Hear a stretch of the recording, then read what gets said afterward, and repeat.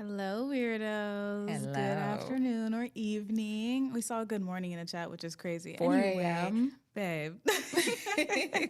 But hello, y'all. Thank you so much for joining us for Let's Talk Live. This is our Sunday edition, a version that we will find a name for probably by next week, so look out for that one. In case you don't know, I am Trinity Grace, your Gen Z host. And I am Danielle Nikki, your Gen X host. Period. As always, loves, make sure to like, comment, and subscribe. Turn on that notification bell so you're always notified when we go live or when we drop a new episode. And that's on all platforms, please and thank you. For YouTube, you can do each individual live and notify yourself, or you can do the whole channel in general. Do which one fits for you. Some people are setting alarms, so go ahead and do that if that's for you. Your thing. So go ahead. And if you're watching this later on YouTube, make sure to hype the video, please. It's really helping to grow our platform and just really welcome all the weirdos into the army.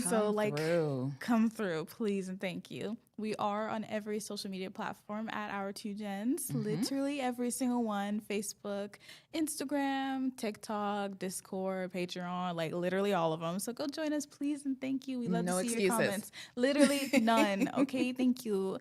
And you can stream our podcast on any platform that has podcasts, and I mean literally every single one. We see y'all. We love y'all, especially y'all over there repping for us on Spotify. Man. Y'all are really enjoying these Sunday lives too, so thank you so much for expressing the love for it. I'm sorry it took us so long to put it over there, but hey. We're there now. I think that's it, but we do have merch though. Make sure to go to our2gens.com to go look at the merch. We have like mugs, we have tumblers, t-shirts, all sorts of stuff, and we're working on some more fun, excited stuff because in like a month or so, we're going to have our 1 year anniversary. Oh my God. Y'all, 1 year. We're going to be a year old? Yes. Amazing. Okay, that's insane. So go look out for some tea, look out for some stuff, you know.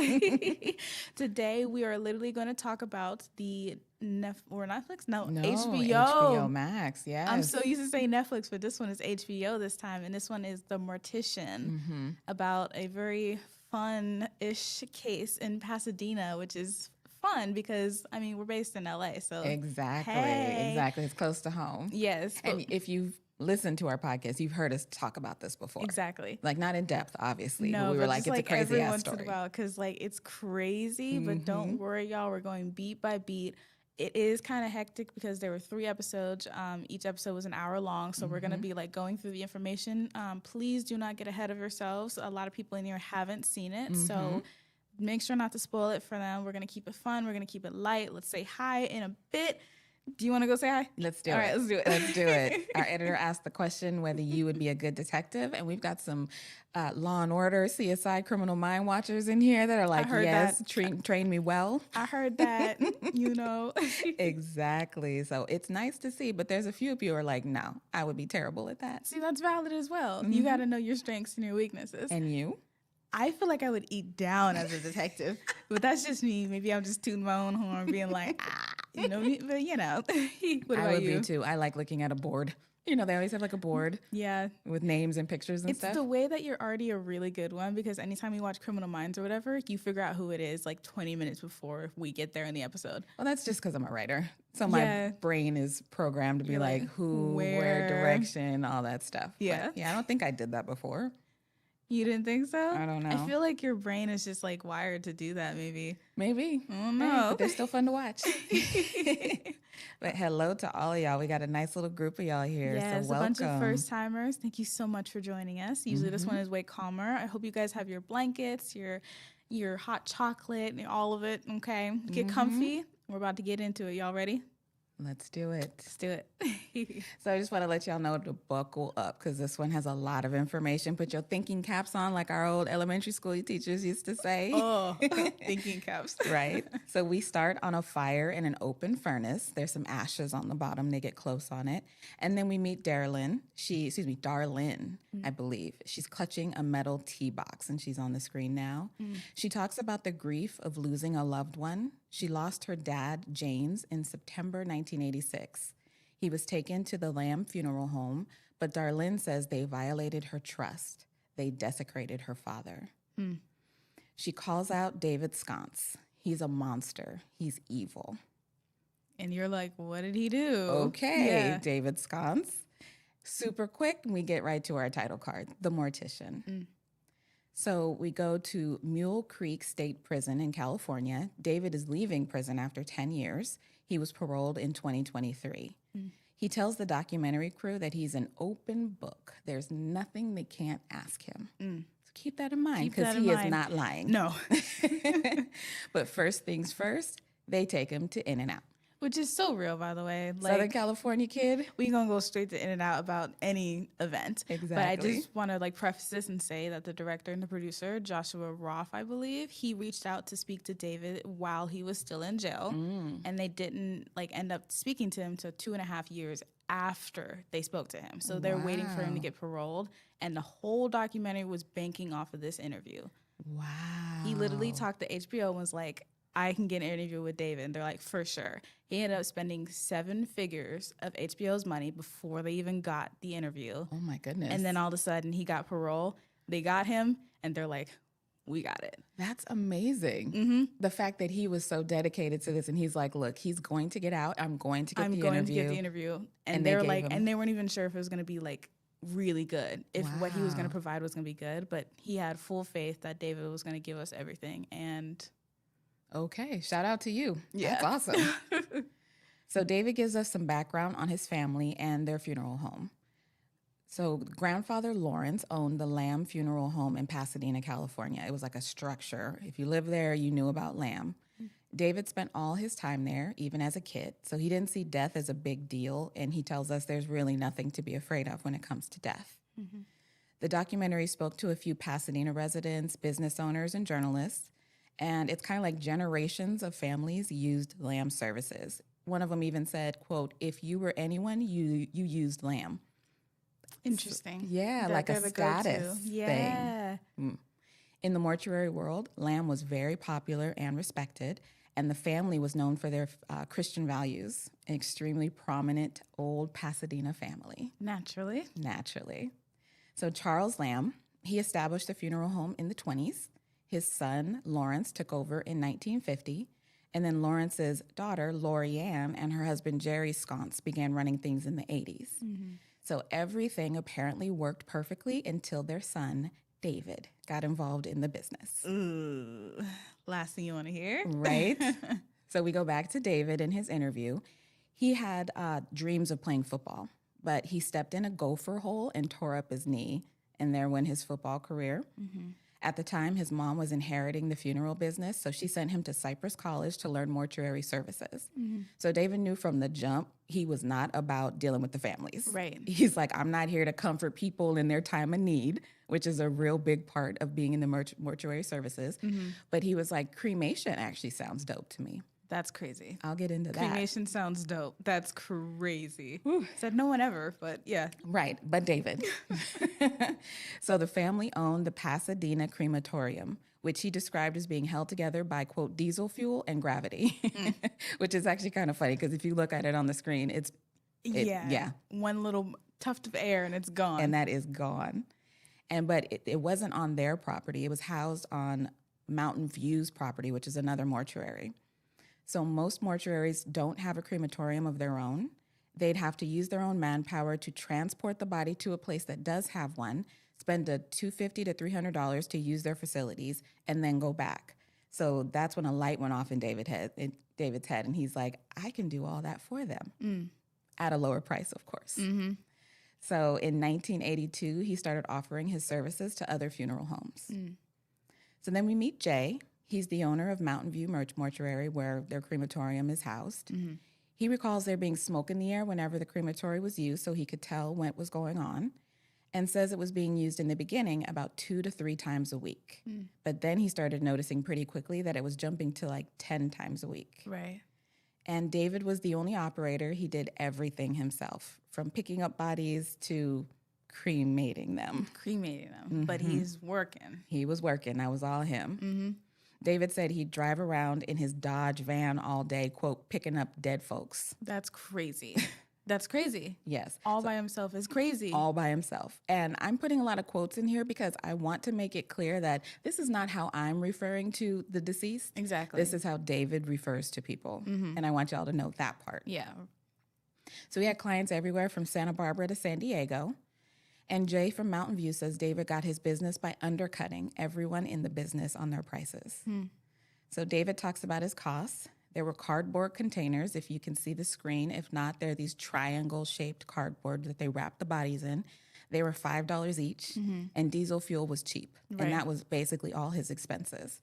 So he only charged people $55. And if you remember, he said it cost between $250 to $300 at other people's place. So he was undercutting them like crazy. Yeah, he brought a crazy like businessman mentality to this industry. Absolutely. And really blew it wide open. Yeah, because he wasn't worried about taking care of the people. No, it was just efficiency. Exactly. So business grew like crazy, so he had to hire help. He hired Dave, Danny, and Andre, which are former football players. And we meet Andre. He was questioned for the documentary. He says he really just needed the job, so he started driving a truck, picking up bodies all over town. He almost threw up on his first day. There was no lift gate, so he had to lift the bodies himself. No AC, and if you know LA, it gets hot. So he was like, whatever, I make $250 a day. It works for me. He just said, fine. I couldn't imagine. You have a bunch of, oh my goodness, I couldn't imagine. He said he dropped the bodies off in Pasadena and says he saw some things that, quote, weren't nice, but none of it was his business. Okay. It's another setup here. Exactly. And then we meet Barbara, David's ex-wife. She said that David was larger than life. She was working retail at the time, and he came into her life like a god. He had a Black American Express card, and she immediately gave him her number. See, okay, so look, pause for this part. This part just made me chuckle because they made it seem like there was like love at first sight, but it was love at first card sight. Like yes. The second he put that down, she was like, oh my goodness. I am in love. And then David recounting this, he was like, let me just drop it and impress her real quick. Right. And it was very like transactional. Yeah. What can you do for me? What can I do for you? Exactly. And they're like, let's do this thing. Agreement? Cool. And then that's what it felt like. Hey, it worked for both of them. She said she really loved David's family and was very impressed by them. But on their wedding day, David's grandfather, Lawrence, pulled Barbara aside and asked if she was sure she wanted to marry him. Then The grandmother, Lucille, came and asked the exact same question. Then David's father, Jerry, said, "You know you can back out, right?" What do you know that I don't know? 3? 3 people on your wedding day? Can you come to me sooner, please? That part, because what aren't you telling me here? And she said, "I thought it was strange," but she didn't let her stop her. That would have stopped me. I need to ask a couple more questions. Yeah, I need follow-up questions in that, because what do you mean? Whatever. Black card. So then we meet Johnny. He's the former cremator for Lamb Funeral Home. He called himself David's right-hand man. He was the only person David trusted to do cremations. So he gives us some of his background. He was a gang member, and he was doing a lot of drugs and getting into trouble when he got hired. But he got paid $6,000 a month, which was a lot of money in the 80s. Like, it's a lot of money now. Right. So he was able to take care of his family for the first time. So he was loyal to David. He said, quote, "Whatever he wanted me to do, I was going to do." Then we go back to Jay, the owner of Mountain View, and he noticed that David's business was ramping up.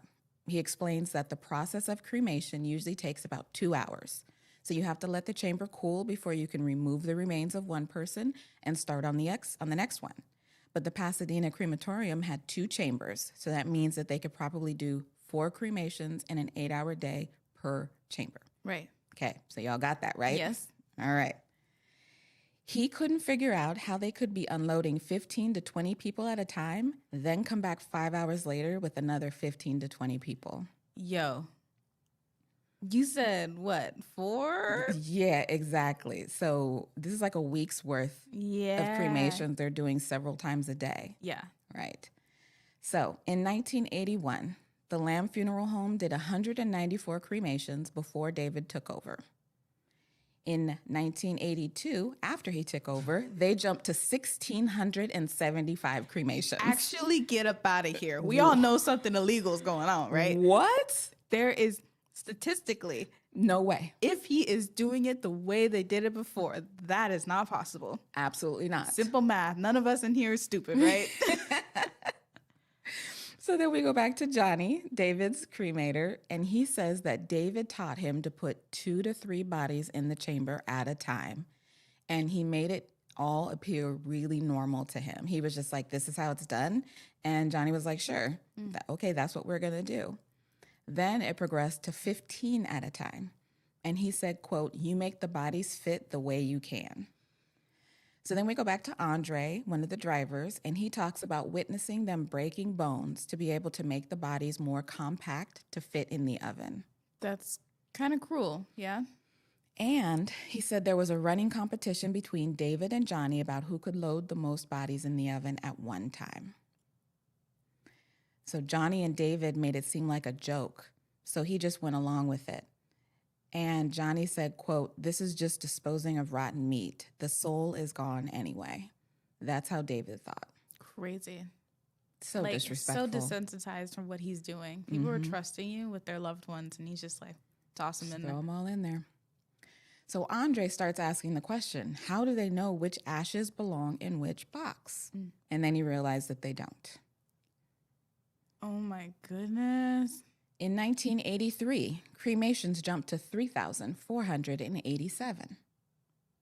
Bruh, like that I don't even know how that's possible. That's crazy. It's crazy. Then we go back to David, and he starts talking about the multiple cremations. And everything he says, I just want you to keep in mind, is so nonchalant. Everything is just like, yeah, this or that or that, because he does believe there's no soul, it's just a body. Right. So he sees absolutely no difference in spending 2 hours to cremate one guy or 2.5 hours to do 10. Says no one working in cremation can ever get all of the ash out of the bottom of the oven before putting another body in there to be cremating. So commingling isn't a big deal to him in his mind, because it's always commingled even if you do it the right way. And he was like, it's not a person anymore. Like, he keeps saying things like that. Don't worry about it. I wasn't worried about it. There's no soul. Right. And he knew it was a misdemeanor if he got caught. So he figured it wasn't a huge deal if the punishment was so small. Right.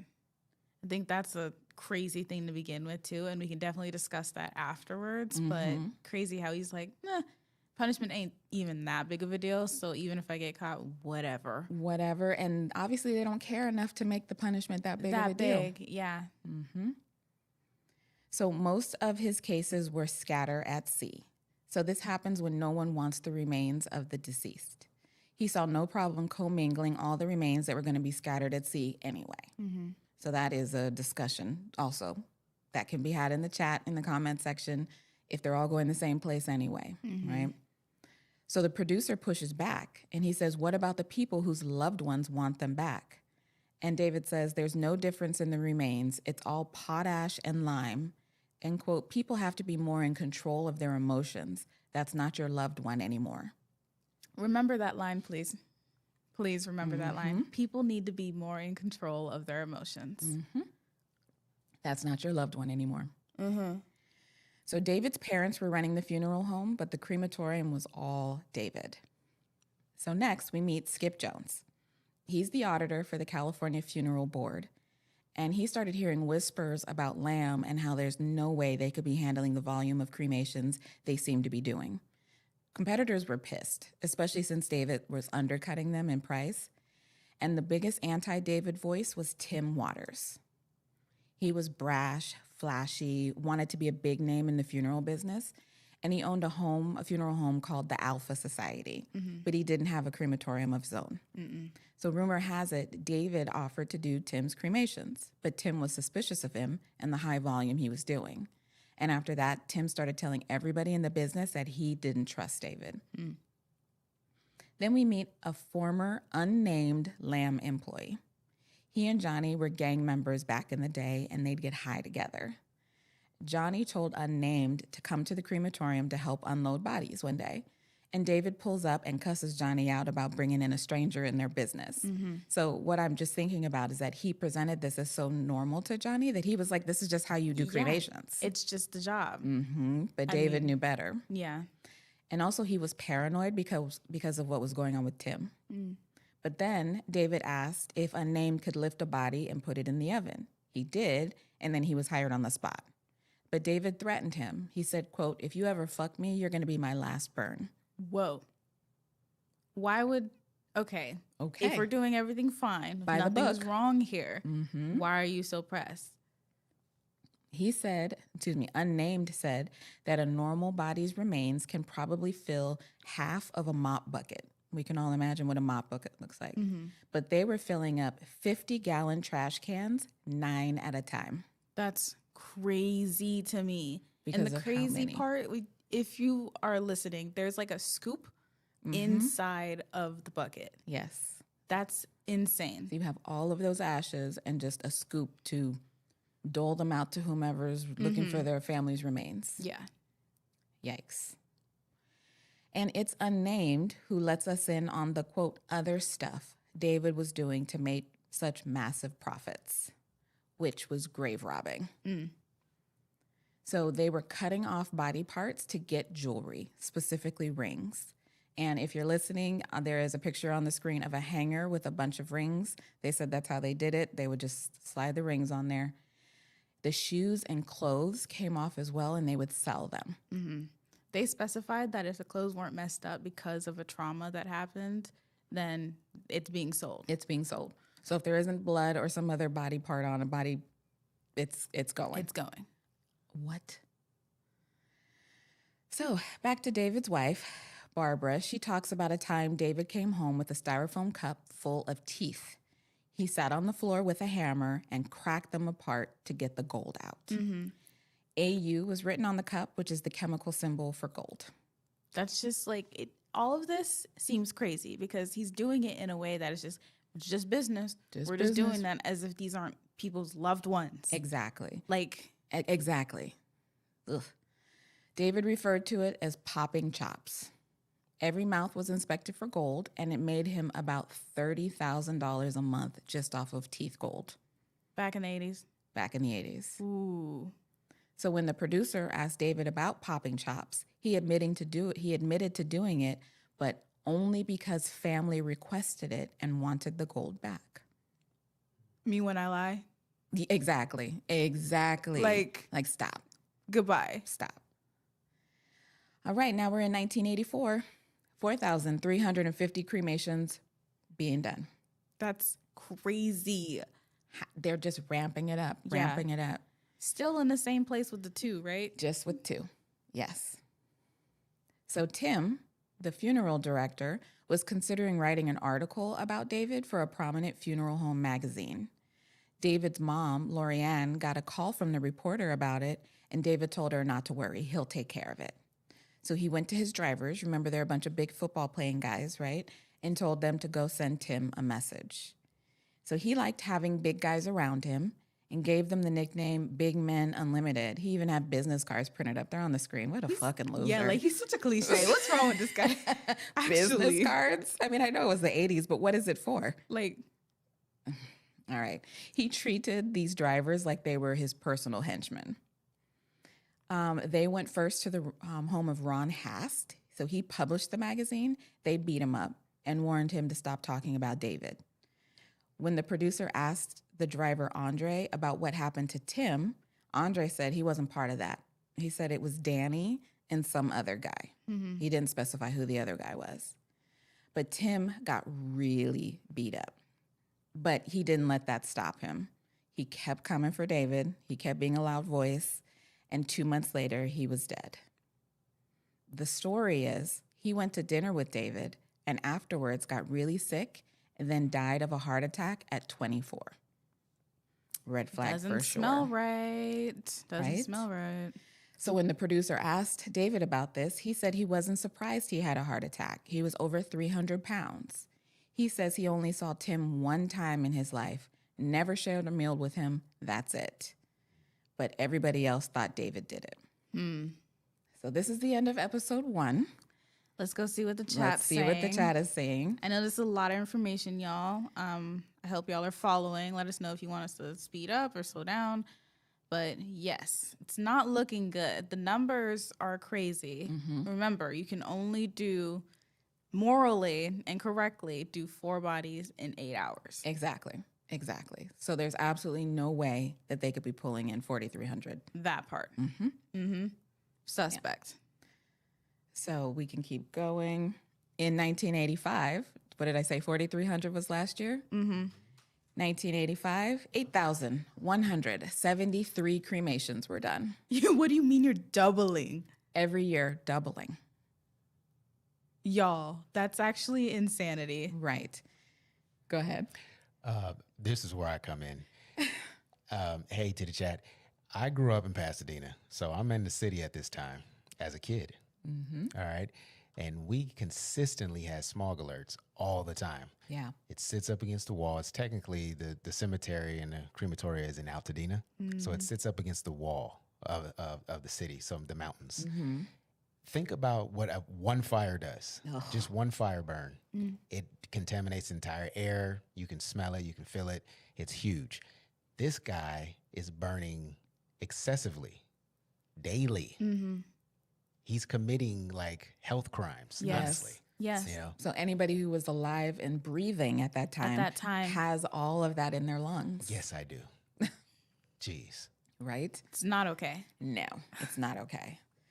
But now that Tim was gone, David felt he could do anything. He started soliciting business outside of his area. Mm. By 1986, he had overseen over 25,000 cremations. That's mind blown. Mm-hmm. In the same tiny little raggedy place, mm-hmm. right? With 2 little ovens. Yes. Yep. How is that possible? It wasn't actually. And the fact that we're going this long mm-hmm. and everybody's seeing how much business he's bringing in or whatever, and no one is doing anything yet. There's no regulation. Even the idea that it's just a misdemeanor, mm-hmm. It shows that no one actually thought someone would do this. Exactly. Right. It was just this little industry mm-hmm. that not that many people were interested in going into. Nobody and wants then to talk about it. You do your thing. Mm-hmm. Exactly. So Johnny couldn't keep up, obviously. He could barely keep up. So then we go to November 23rd, 1986. Unnamed put bodies in the oven and then left to go get high. Reminder, he and Johnny were like smoking crack. Mm-hmm. Like, it's not to be funny. That's literally what they were doing. Mm-hmm. He fell asleep and woke up to a phone call, because he went home, mind you, from Lorianne, David's mom, screaming that the crematorium was on fire. Wow.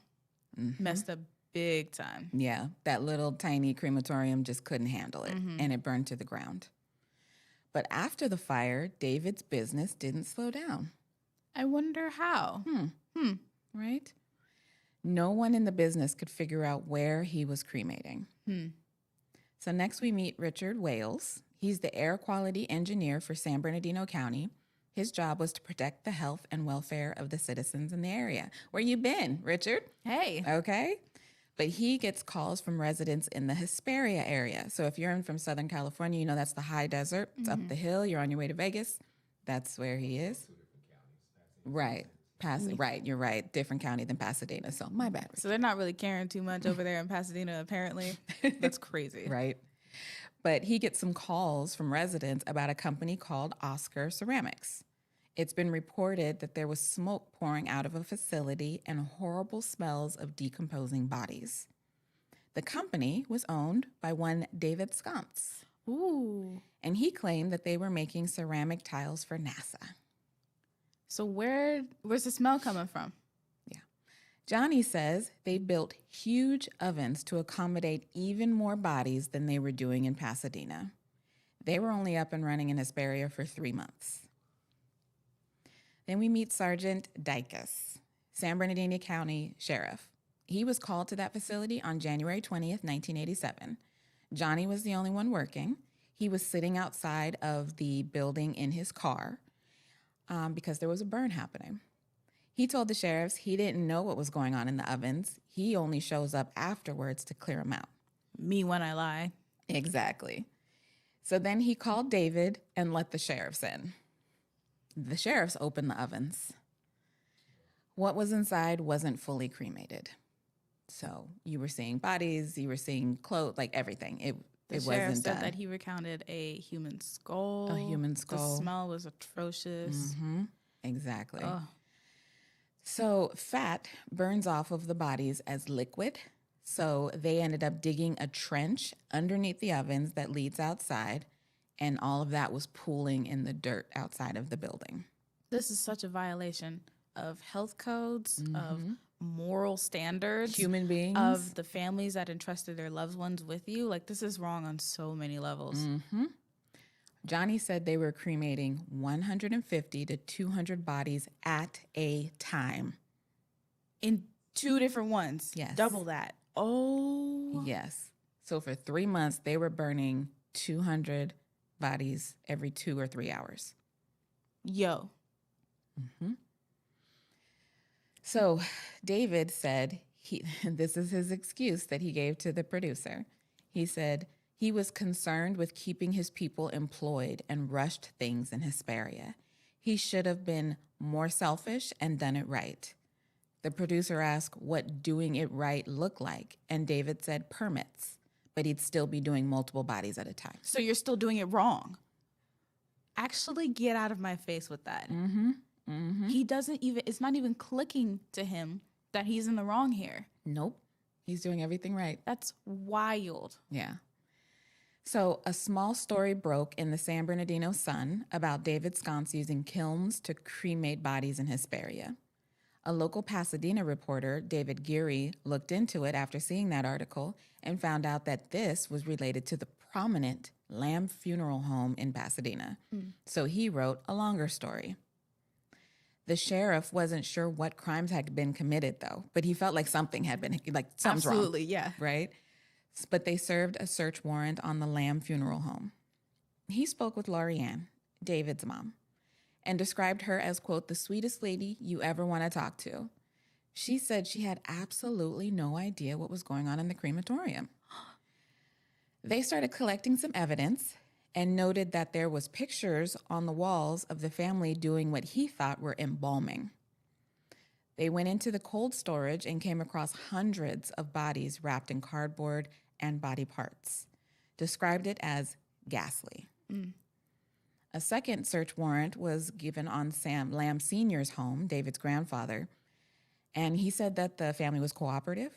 The sheriff actually thought that Lamb Sr. did things by the book, but his children and grandchildren was where things went wrong. Lamb Sr. told his daughter, quote, "Your son ruined my name." Yo.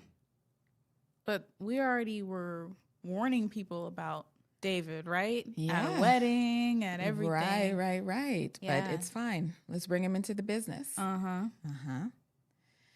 So David and his father are arrested and accused of environmental violations and grand theft related to the gold fillings taken from bodies. The sconces denied everything. And the people who hired Lamb hear about this case and realize that they probably don't have their loved ones' remains. Right. And they start making a stink about it. So Johnny was also arrested, along with everyone who was working for David. They were questioned. While they were waiting in jail, they contacted David's mom, Lorianne, for help, and she told them they were on their own. Is that right? That pissed unnamed off. You remember him? Pissed him straight off. So he called the cops and said, "I got a story for you." Same, bro. Right? Same. One thing you always do when you're doing dirt is take care of your people. Your people always. Everybody Always. knows that. Like, okay. Lots of employees started contacting the press to tell stories about how disrespectful David was with the bodies. But they were scared because they knew David had a history of violence. So there weren't any felonies they could charge the sconces with, and this was really upsetting the DA and the sheriff's office. Then we go back to Skip Jones. Remember him? The auditor of the funeral board. And he ended up joining a task force with the DA. And they wanted to know about audits that he does. And he does these things on pre-need trust accounts. So when someone discusses their wishes ahead of time with the funeral home and pays up front, that money goes into a trust account. It's a special account. And there's lots of regulations related to that. That's why he audits them. So he had audited Lamb the year before, and he dealt with Lorianne. And when I tell you he was smitten with this woman, quote, "In my lifetime, it's the closest I've ever seen to an aura." She just glowed. Didn't he start crying or something? He was, even to this day, recalling seeing her in person. He was like, I don't know if there was like a sun, a light behind her. It was just like a halo. She was glowing. This is how I want my man to speak about me. But Babe, he met her once. Once. If you don't talk about me like that in the You ain't okay. But he went back he got it together, and he's like, he found out that she'd taken 170 pre-need accounts that she didn't report and didn't put the money in those accounts like she should. Gotcha. Clear violation. But you know what he did? He told her, "This is how you need to fix it." Because she was like, "Oh my God, I'm horrified. I did something wrong. I will fix it. Tell me how to fix it and I will fix it." And so he believed her, but she did not fix it. How would you just leave somebody in their own accord to say, "Oh, I believe you. You're going to fix it, right? You're good? Okay, cool." And he left. One or two accounts. 170. Exactly. So by the time Skip joined the task force, Lorianne had gotten almost $100,000 in interest off the money in those accounts. And that is grand theft. Absolutely. Now the DA had something to charge the family with, a felony. The sheriff's office brought in a deputy coroner for this case. And he took one look at the pictures that I showed you that were on the wall and was like, "Hey, that's not embalming. Body parts are being harvested." Whoa. Now we got action. Because this whole time they're trying to figure out what they're doing wrong. No one knows anything about this industry. The lack of education about the industry is the reason why they went in there the first time and they didn't know what they were looking for. Right. They brought in a professional and they were like, "Hey, something's wrong." They have pictures of them harvesting bodies on the walls. So, like I said, that changed everything. Now, mind you, this is an old profession. Okay, it's been around for a very long time. As far as regulations, it's a little different, but how you go about it, it's kind of obvious. You do right by the family. Also, the Lamb family didn't have a name. Pasadena has old money. It's been around for a very long time. They were trying to establish a name. So they used this as an opportunity to do so. Right. So it looks like everyone was cutting corners. Yeah. Absolutely. It just doesn't look good. It doesn't smell right. And it's mad disrespectful to everyone who trusted you. Absolutely. So we go back to Andre, the driver, and he said it was common knowledge that they were harvesting organs to sell. As soon as the driver would get back, they'd rush out, check the bodies, and label them as either whole or donor. Eyeballs, internal organs, it was all taken. David started a business called Coastal International Eye and Tissue Bank as a front for this operation. He established ties and did business with legitimate medical facilities all over the world. He was getting $500 for each brain, $750 for hearts, $100 for lungs. They would even take skin for burn victims. This is crazy. Now, it is illegal to sell human tissue, but you can bill for your time in making it available, and that's how David got around this. He got $55 to cremate a body and could potentially make thousands. So the families of the deceased started looking sideways at Lorianne because she's the face of this business, and everybody started asking, did she know what her son was doing? Many of the people interviewed described Lorianne as nothing but sweet. She'll bake you a cake if you wanted it. But the ex-employees say looks are deceiving.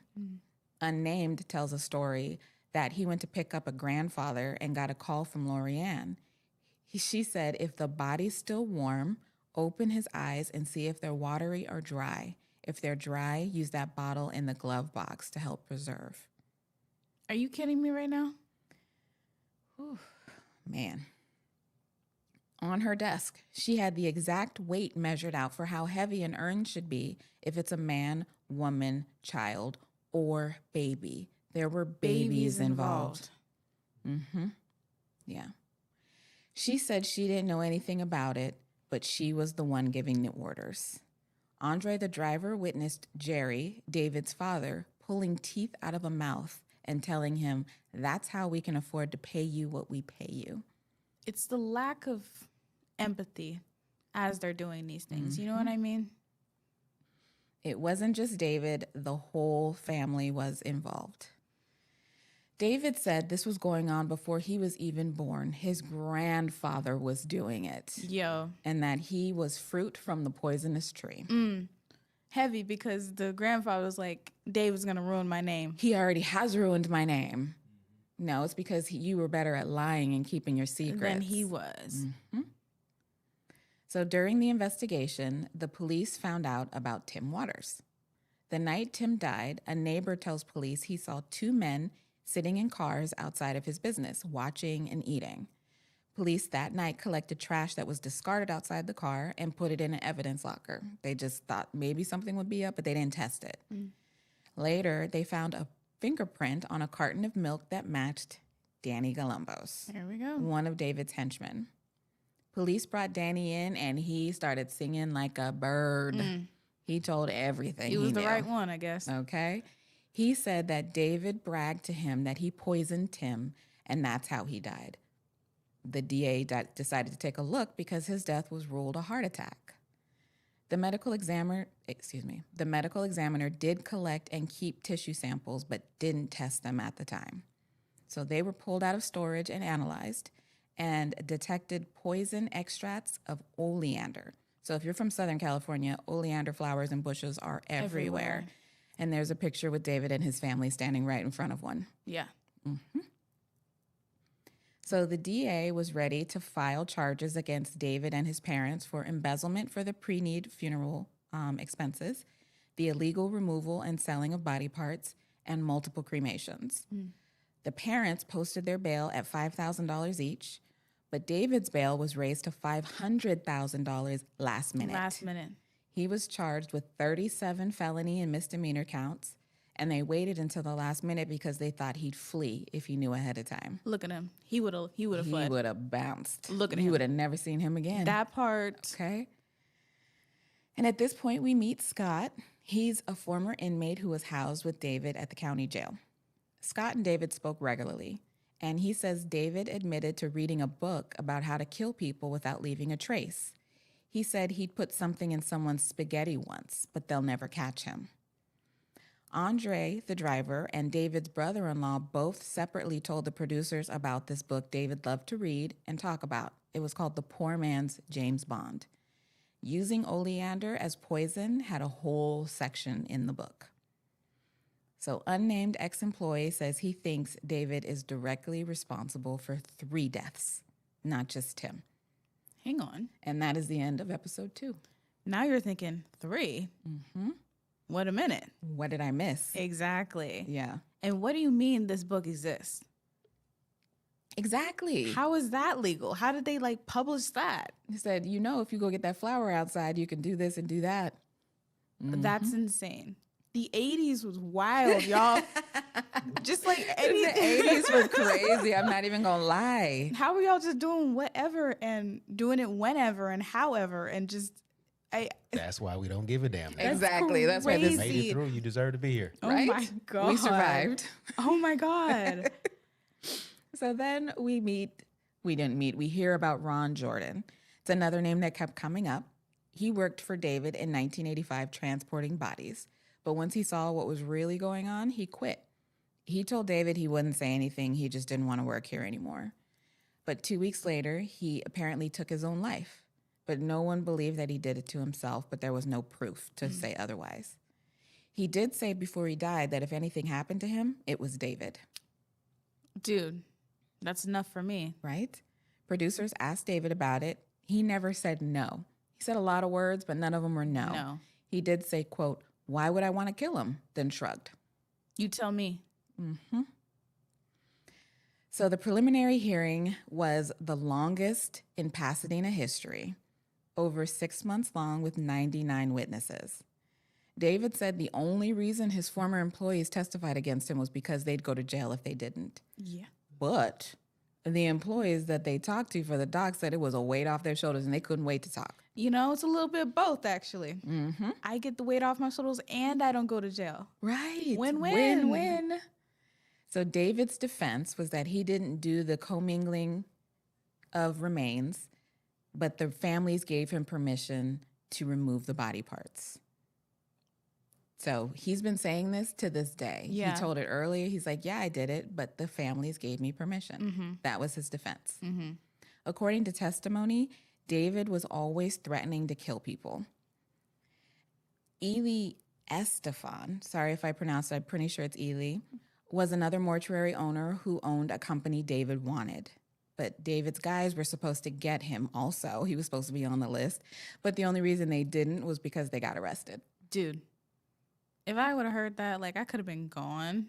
Right? That's insane. Because you wanted a business of mine that I wouldn't sell you? Why is he moving like the mob? You know what I mean? That's exactly what he's doing. It's just kind of...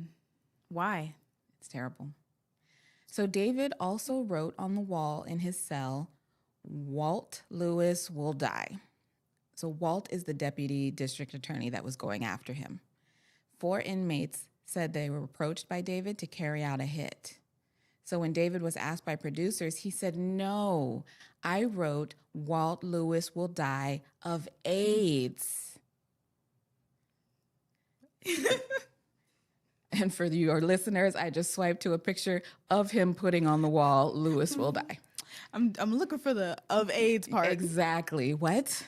It's because the editing was perfect on this, and it made me actually cackle because he tells lies that aren't so hard to disprove. You know what I mean? Exactly. But you're not supposed to disprove it. You're just supposed to believe him. The evidence is right there. Right in front of me. That's crazy. So there was enough evidence for David to stand trial. His mother and father would be tried separately from him. So in his parents' trial, David's parents said that their son made them do all of these illegal activities. They threw him under the bus. They did. Roadkill. With a quickness. Okay. They said, yeah, he was doing all that himself. But according to David, they knew everything. But he lied about it because he loved his parents. So he went along with what they said. The jury didn't believe them, especially after learning that there was a document that the families would sign to release the body from the funeral home to the crematorium.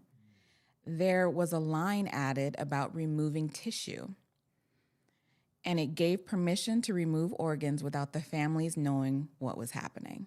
So that was part of their defense as well, that the family gave them permission. Which is evil because you just slip in a little something there. Again, everybody read every single word of what you are signing. And understand it. That's why you have a lawyer or somebody who understands these words, because you get something like this. But Most of these people never even saw this form because they found out that Lorianne was forging the family's signatures on these forms, even misspelling a few names. That's lazy. She didn't even change her signature. They all looked like her signature. That's how they knew which ones were which. They just knew they weren't going to get caught, huh? So it's all looking like Lorianne is the mastermind of the whole family. Lorianne and Jerry are convicted, but they only get 3 years and 8 months. Now it's David's turn. And immediately the judge drops 20 of the counts he was initially charged with, including murder and conspiracy. David pleads guilty to the rest of the charges and gets 5 years. 5 years. No one ever gets a deal like this. What do you mean most of the charges were dropped? Because of what? Half of the charges were dropped, just off jump. He got a new lawyer for the trial. A judge for the trial. And that judge just looked at all the evidence and said, nah, let's get rid of half of these. Whoa. The families of the victims were pissed off, but the prosecutor still wanted to go after him for Tim Waters' death. At this point, we meet Dr. Jack. He's a professor of toxicology at Cornell. He was contacted as an expert regarding the oleander poisoning claim. David said the claim was ridiculous and told his lawyer to have Tim's body exhumed for testing. So Dr. Jack received Tim's organs, which had just been put in a plastic bag and buried next to his body in the casket. He described Tim's liver as having the consistency of chocolate pudding. It was so deteriorated. They used a new technology that come out at the time to test for oleander and oleandrin, which is an extract. But there was none found, and the case against David was dismissed. But Dr. Jack says it's possible it was just too decayed in the conditions it was kept in. And he said that in his professional opinion, David is guilty. Ooh. Flat out. In his professional opinion. He said it with his chest, too. Exactly. Well, after reading a bunch of reviews for this documentary, a lot of people were upset, and a lot of people were wondering that if with new technology, they would have been able to find the traces of it. And I do believe that even with the new technology, there wasn't. I'm sorry, you couldn't find it because it was time that was on his side. Right. It's the fact that they didn't test it when the parts of his organs and his DNA was fresh. It was the deterioration that just made it so it wouldn't be possible. Yeah. So even with the new testing, which is the LCMS and the MS, they still wouldn't have found the places. So when they first got it, they would have had to test it then, but they didn't think it was anything serious. So back to that front, I think they should have just tested it and then had the samples sitting there. Yeah, because they would be in a fridge somewhere in cold storage waiting for you to test it. Exactly. But it wasn't like bad practice for them to put the organs in a plastic bag, at least not back then. Okay. They did that all the time. Sometimes they put it back into the body, sometimes they left it there, but they didn't do anything wrong in that front. They just should have tested it beforehand. Got it. Now, a little fun fact. The original toxicologist on the case in the trial, his name was Dr. Friedrich Rieders, and apparently he was a very major figure in his field. And the fun fact here was that he was also the expert toxicologist used in the O.J. Simpson case in '95. Okay. He was the one that presented the evidence that suggested that the blood at the crime scene was tampered with. And people were like, this is funny because these are two very prominent cases in which he provided his expert opinion. Right. And no one used it. No one did anything about it. Very, very interesting. Because for Right. this case, he's the one that suggested that oleandrin was in the DNA. Right. But what's the point of even hiring these experts if you're not If going you're not to going to use use it? him. And funny that this happened to him twice. Right. Well, then. That's two. Thank you for that. So, the day after the charges were dropped, David's grandfather passed away. And then later, his grandmother passed away. So, I'm bringing this up because, as you can see on my screen, he was hysterical about this. To this day, he cries when thinking about his grandparents. Yeah. He talks about them being in a casket, which, oh, you didn't cremate them? Right. All of these things where when you, up until this point, talking about other people's loved ones, you need to stop being so emotional. That part. There's just a body. The soul is gone. Why are you still crying over these two people? Because you're not practicing what you preach. Exactly. Kind of hypocritical. Just a little. And you know what the crazy hypocritical part is? Tell me. Is that David was charged with soliciting the murder of his grandparents. What? Yes. According to the LA Times, this was a little part. He took a plea, so it didn't really, But Sconce was talking to a former employee about finding an untraceable poison to put into the water cooler at the office in the mortuary. To kill the whole family. Yes. That was his plan, but it never came to be because Lorianne got ownership of the company, so he didn't need it. Oh, so this was before. This was a plan, so they thought, this is why they charged him. They thought it was a plan to get ownership of the company and to just push the parents out. But they did it anyway. They did it organically, so he didn't need this plan. But he already tried to plan this, so they got he tried to get charged for this, but then he took a plea. It didn't go anywhere. You but are kidding me. I think it's kind of convenient because you're crying about the grandparents that you were going to murder. End, because the means justify the end, justify the means. Yeah. He was like, I want my parents to have this business. Yeah. But they got the business, so I don't have to kill him So now. it's fine. It's fine. He's a very 1 + 1 = 2 person. His dad was the lamb, correct? Yeah, his dad was a sconce. That's when it went to sconce. Lorianne his Lamb. grandfather. She was a lamb. Lorianne Yeah. And Lamb. they didn't want her to marry the sconce dude, Sconce, right? probably. Probably. Because this whole situation, he was like, okay, so I'm gonna get this poison, untraceable poison. I'm gonna put it into the water cooler, and then they're gonna pass away, and then my mom is gonna get the company, and then we're good. And that's what he told the employee. Yeah. But they didn't need it, so it's fine. He is But a the yapper. But remember the former employees coming out to speak? Right. That's what they did. They huh? yapped. Oh, So my they charged him, but then God. he took a plea, and it didn't go anywhere. Oh my goodness. He been at this. He about this life. Okay, Jesus. So in 1994, after David got out of jail, he, Barbara, and their kids moved to their vacation house in Lake Mojave, Arizona. His parents lived next door. Super fun. David got a job driving buses. He brought gamblers to Laughlin, which was close by. But instead of selling the company's tickets, he printed up his own so he could pocket the money and was arrested and charged with forgery. His parents were aware that he was doing this. They were just pissed off that he got caught. Yeah. It's just like a family thing. Like, y'all can't stop committing crimes, huh? Can't do right. Crazy. So he pled guilty and served 5 years. So for doing everything he did to all of those bodies, he got 5 years. And then for selling forged bus tickets, he also got 5 years. It's not really adding up. Can we go talk to the second judge that he got that dropped Right. the 20 charges? Exactly. Because of what? So Barbara was done after that. But David tells the producers that he divorced her because, quote, when he was in prison, she got herself a boyfriend and he couldn't trust her.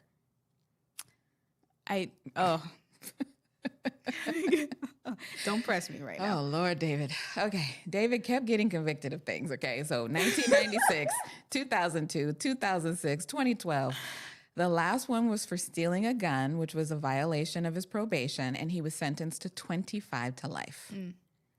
But in 2023, he got paroled, and that's when he speaks to the documentary, as you said. So they thought he was going to be in there 25 to life, and they were still invested and waited. Yeah. That's crazy. They waited. He banked the whole thing off of getting an interview with them. Wow. And so they probably would have been able to go into the prison and had like a mandated like interview and situation like that. But when he contacted him, it was in the midst of the COVID like regulations and stuff. Okay. And so that prevented that. And then after they contacted him again, it was a mayoral election year. Okay. And so he cut the parole on a lot of people, including David. And so that pushed it back again. And so he got parole again in 2023 when he was supposed to get it in 2020, I believe. So Okay. they had to wait those years because of all these like obstructions, but they I were still see. banking this That interview it would being happen. yeah. And then he got paroled. Yeah. Jeez. Luckily for them. Okay, Mr. David, he thinks he's a victim in all of this. All right. So I wrote this down almost word for word because I had to get this to you. Yeah. If my parents didn't tell me about mortuary school, I would have gone to the Navy. That was a fallback plan, though, because I really wanted to be a teacher. But everything would have been different if I'd gotten that second year of eligibility playing football. But I got injured, and that's how everything started. Whoa. He took it way back. Yeah. So if his parents had to send him to mortuary school, None of this would have happened. I would have became a teacher or whatever. Or even Or better. the Navy. I would have went to the Navy. Or even better, I would have been pro football player. Exactly. So no responsibility taken. Never. It's his parents' fault ultimately. Always. But weren't you about to kill your grandparents so your parents could get the business anyway? That's crazy. You were planning on doing some sort of crime anyway. We would have met you, just further along down the line. No, and that's the thing. He's full of shit because once he got out of prison and went to Mojave, he found a new way to commit crimes. And then another, and then another. Don't tell me that. Yeah. You are predisposed for this. You like this life. That part.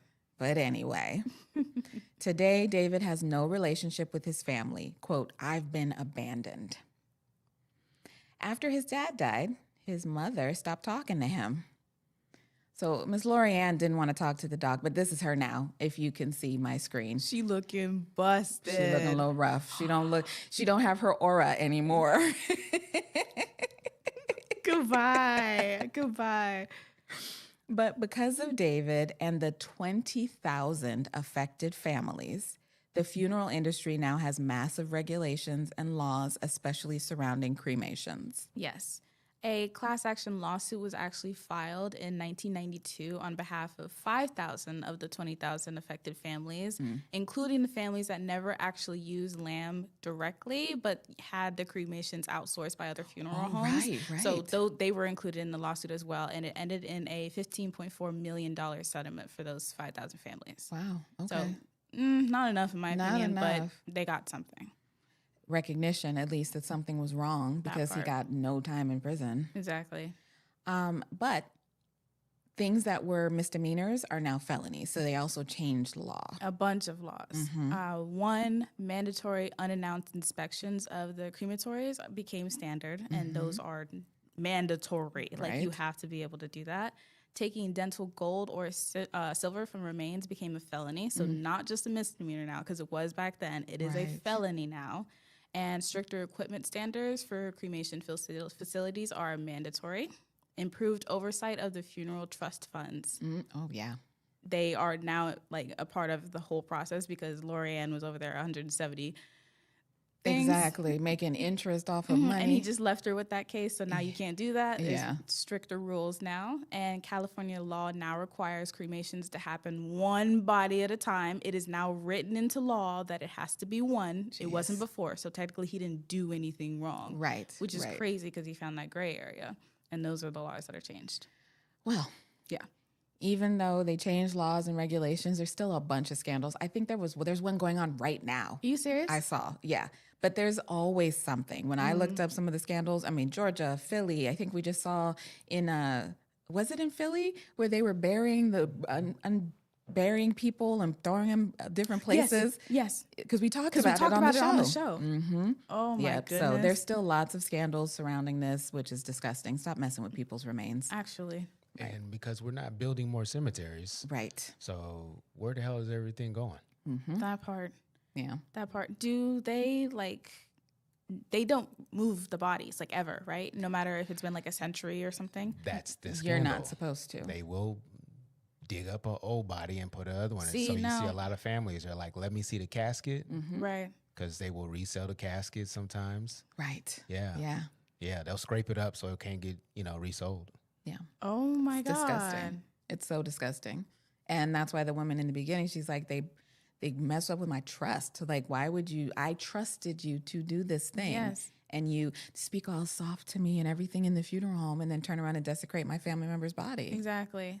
So, But that was pretty much the end. But at the very end of the documentary, the producer asked if there's anything else David wants to talk about that he wasn't asked. And he's like, maybe. And then he goes into this very animated story about having a gun put to his head while he was with his wife. And his wife is reaching over and trying to get the gun. And, sorry, can you hold off just a second? We need to change the film in our camera, right? So one camera goes down, but there's another one still filming. And David starts alluding that he killed the guy who pulled a gun on him.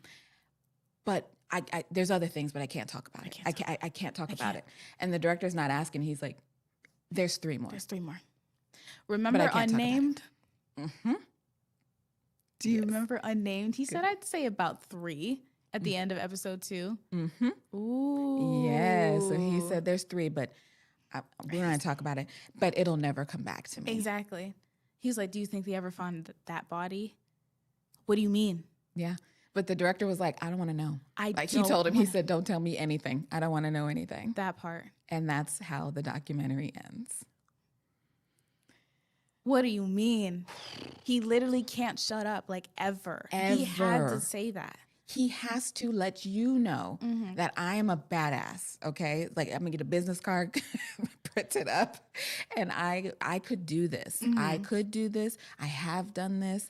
Quit messing with me because I will do this. Exactly. And they're never going to catch me. Never. He thinks he's the smartest person in the room. Yeah. And he is so proud of all of this. But he takes no responsibility for anything either. Yeah.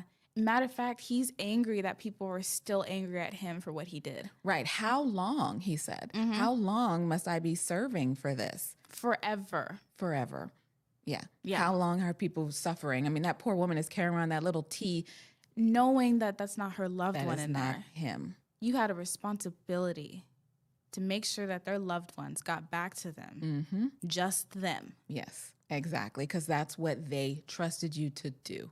I don't care what your personal opinions Do are not care. about ash and remains and commingling and all that. I paid you and I trusted you to do this thing and you did not do it. That part. So that's why you're wrong. Yes. And yes, I'm going to hold a grudge. Absolutely. And also, it's not just about that, bro. You have committed a lot of crimes. A lot of crimes. You and crimes. 3 people, huh? 3. Like, let's go that's- back and talk to them. Yeah, all the threats. Okay?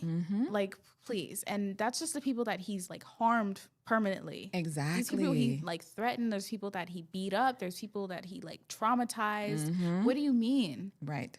Right. There's so much you have to pay for, bro. Like, and no, I'm not going to just allow you to live freely. Absolutely not. Yeah. So Slow Down said, you're telling me this guy is free? Yes. Yes. All of these interviews, this interview you see it on the screen, he's wearing a flannel. Yes. He's in a hotel. He chilling. This was right after they took him to In-N-Out. Yeah. Yeah. And the director is literally Thank you. recounting the like in articles and interviews afterwards, and he was like, I try not to be like so specific on the ending. He's like, I think a lot of people can infer about what he's saying, Right. what he's admitting to. Yes. And he's like, and I'm hoping that the legal system watches this and be like, okay, can we look further into whoever he's talking about The if this 3. is true? He's like, I didn't say anything personally because I feel like this is enough for him to look further. Right. And I hope that they do. I hope so And too. it's the fact that he was just so willing to talk. Apparently, like 3 minutes into him getting picked up, he was talking about the bodies. Really? Like He he was is like, so proud. yeah, Like, you're doing a whole movie on me. He was proud. yes, he was so happy. So when he got contacted in prison, he was like, absolutely, I will totally talk to you. No one else is there to pick him up because his family's not talking to him anymore. He's been abandoned. Oh, I do not feel bad. So what happened to his wife? Oh, she's living off the grid. I believe I looked into her. Yeah, she's living off the grid. She's taking care of the kids. She does not want to be in the public eye. We don't know what state she's living in, but she divorced him, moved on. We never saw from her. She's just doing her thing. The whole time in the doc, every time they talked about the business, she's like, I didn't know anything. I didn't know what he was doing. She was Yeah. very clear that she knew nothing. She was enjoying the spoils Yes. of the black card Yeah. and everything, but she did admit to seeing the teeth, you know, him crunching those teeth. But other than that, she says she wasn't involved. She was a stay-at-home mom. She was doing her business. And then something else, what I thought was really fascinating was when David was going through his trial, spending all his money on lawyers and such and not bringing in any money, she went to his parents and asked for financial help for their children. And they told her to get on welfare. That's crazy. Your grandchildren Get couldn't on care welfare. less. Couldn't care less. And we wonder where a person like David comes from. You know what I mean? Yeah, we cannot put it all on David. Lorianne sitting there chewing her ice wherever she is. She paying for it too. Yes, absolutely. Absolutely. So this family, when we watched this, we were screaming. In shock. And it's crazy because one, not far from where we are currently, and two, producer literally was like born or like raised there. Raised there. And it's just crazy because it's like, wait, this is way too close to home. And that's the reason I was hacking and coughing and the air was dark. And like, what do you mean? Exactly. Because they this were doing one this. guy.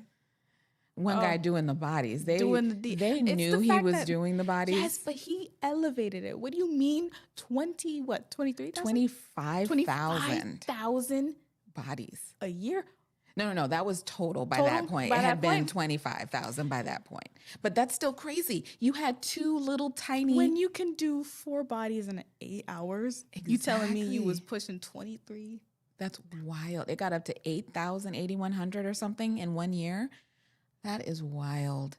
And the fact that they were harming the bodies more, Yes. breaking bones just to get them in there and then making a game out of it between That's him the and evil part. Johnny. I'm not putting it lightly on Johnny either. Yeah, Johnny. No. And oh my God, interesting part, I found Johnny's Facebook. Oh. Detective TT. I found his Facebook. He has a picture where he's like laying down or whatever. It shows like this and like all of it. And I went to his follow page. All he's following is women. Kind of creepy. I'm not even gonna lie to you. He Damn, has one Johnny. post and it's his little Johnny uploaded his cover photo. And it's just the worst photo ever. And he's following only women. Living his best-ish life. I don't know. Johnny. Johnny was a crackhead. That's what Johnny I'm was a saying. crackhead. He liked to get high. That was his Yeah. whole thing. He had Yes. the money, and he was doing so. Yeah. Life was good for him That's at what that he time. said. Yeah, life was great. $6,000 a month. He was Yeah. like, I'm good. And also, everybody said that David was very generous. So Mm-hmm. he bought them all cars. You know, he made sure that they were taken care of. And so he was like, this is the best gig I've ever had. Yeah. You I have know? money and somewhere to get high. Right. And the guy unnamed, Mm-hmm. remember there was the part where they said, would you do it again? Like for that money, like right now? And he was like, yes. I probably would. Yeah. That's what he said. I probably would. Yeah. So we were talking about this initially, and I was like, he's a psycho. I don't agree with him, but his logic behind it, I can see what he was thinking. It's very business. Let's get this money. Right. Yeah, but right. like you take that and you apply that to one industry that isn't so like morally, you know, you apply Wall that to Street. it's okay. Yeah, go to Wall Instantly, Street, he's you know. Right. a multimillionaire. He's doing a great job, Exactly. and we Exactly. reward He that. just Exactly. he applied it to the wrong industry. This one is very sensitive. These I'll are just say loved ones. capitalism itself is a problem. Is Right. a problem. It Right. takes the most innocent thing that should be a transaction that's there to help people in the community. Now, mind Exactly. you, everyone is using lamb. Yeah, everybody. If you were anybody, because it was a status thing Yeah. at the time. It's in the middle of Pasadena. Right. Okay. It's like that's where you're going to go. You drive past it all the time off in Orange Grove. You know where it's at. Everyone's going to be buried in the same cemetery. Right. You know what I mean? So it's the amount of, traffic that was going through there in the 80s. Now, mind you, all the things that's going on in the 80s, Yeah, right? yeah. Crack is a thing. It's a big thing. Yeah. You know what I mean? Big. Gang violence. It's a lot of things going on. So there's a ton of deaths, Yeah. and they just caked out on it. They really did. I Yeah. believe the lamb, like the mortuary now, is like an escape room or something. Is or it really? Or they do like tours or something. I think I look into that. Yeah, it's like a crazy, just like an escape room or something. Because now. it's just a building. yeah, And there's no way I'm going to go to you after all of this. absolutely not. No. Even That's if a huge scandal, another, too. Huge. yeah, In town, like talked about. I mean, I'm not of the age to be reading a newspaper and stuff, but yeah, that's huge. yeah, Right. But exactly. in those parts, like I say, it's an old city. It has old ways. They were trying to have a status. Yeah. Absolutely. definitely. Absolutely. The older parents were trying to have status. David wanted that money. Yeah. Okay. And that's how he messed everything up for them. Yeah, but to be fair, he learned that from them too. because Exactly, He told a story about how they were all together for like Christmas or whatever, and they were all gonna go in and lean in for a photo, and he's taking a photo, and he said, "All right, everybody say money." It wasn't everybody say cheese. It was everybody say money. So like, come on. Oh, yeah. They were all about that money for sure. Yeah. But they liked the status. Definitely. David didn't care about status. I mean, he cared about his black card and, his Porsche that he was rolling around the city in, but it wasn't like that because he wasn't a lamb. He was a sconce, He was a skunk. So That part. that was a Yeah. difference. All of this is wrong. And yeah, you are so right, girl dad 07. I love your name. The level of disrespect for the bodies of loved ones is crazy. It is insane. Because that's what this boils down Yes, to.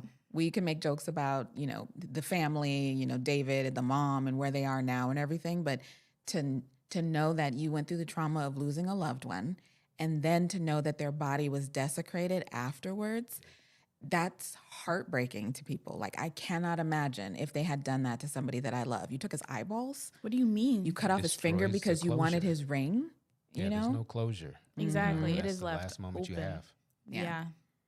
Exactly. They talked. We didn't go into all the details, but they talked to a lot of the victims and the people's families and stuff, and how they just were like, "Who am I looking at? Who am I speaking to? Right. Who did I spread across the desert, the ocean? Like, who? You know what I mean? Who It's is just- this? Yeah, and it's not fair.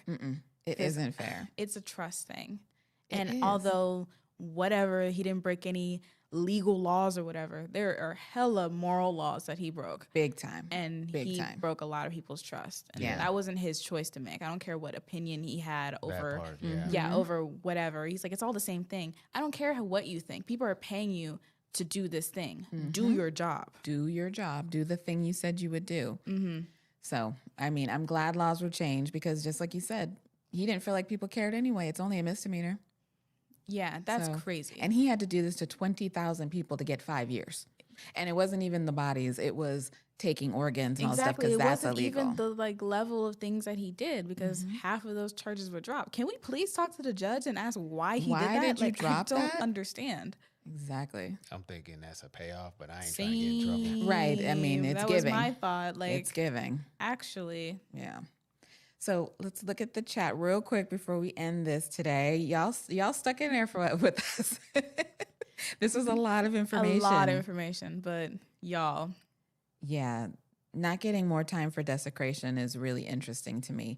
And how he said he knew the law, so he created a business and then said, I'm charging you for the time to be able to sell you these body parts to get around it. So he probably didn't get more than he should have. right?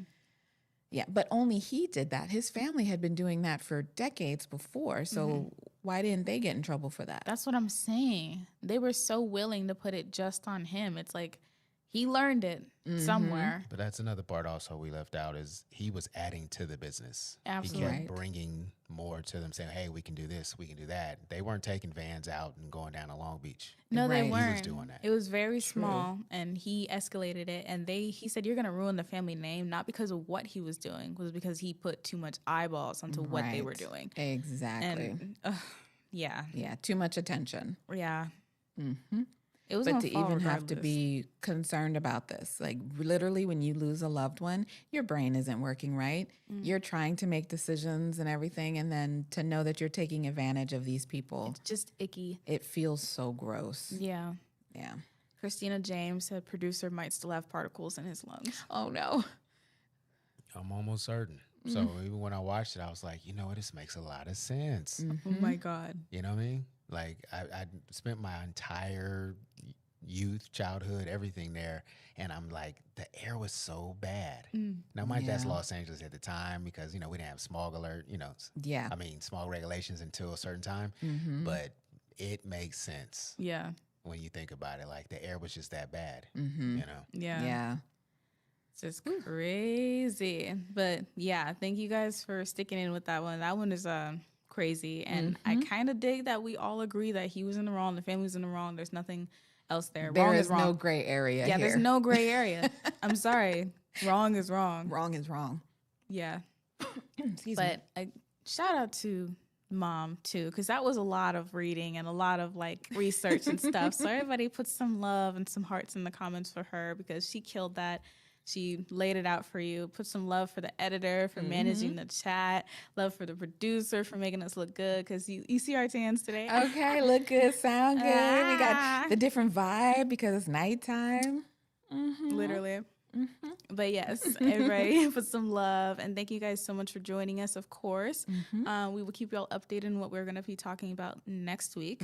But as always, I'm sure most of you guys know, we go live on Tuesday and Thursday at 8 a.m. PST. And those are our episodes. So it's Reddit's, chaos, cackles. Like literally, we're just talking about the fact that we love going live with y'all because the energy is so much It's better so than just good. filming alone. Yes. But when we film alone, it's usually for Patreon on Friday, and we drop an episode every Friday on Patreon. Heads up, y'all. The one we're doing for this coming up Friday, I was in a mood. Oh, Okay. he's in a mood. When we talk about I am chaos, I was all the chaos. I was on one, and I apologize ahead of time. But it was good. It was justified. There was like rage baity ones in there. Like we were really like, okay.